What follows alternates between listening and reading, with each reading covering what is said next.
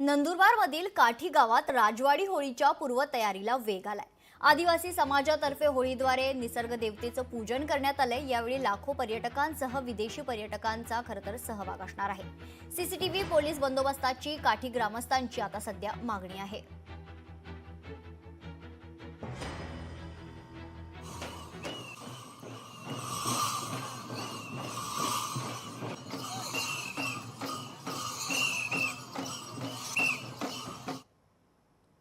सातपुड्याची होळी ही हजारो वर्षापासून सुरू आहे, पण तिचा रेकॉर्ड जर बघितला, आमच्याकडे राजे राजवाडे होते।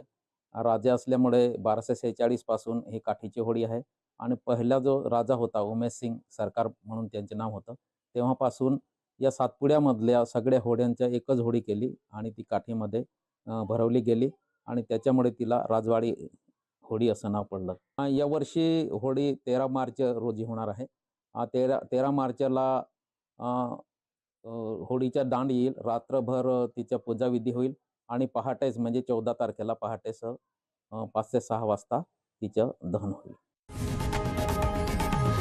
लोकशाही मराठी ऐका, पहा, जागरूक रहा।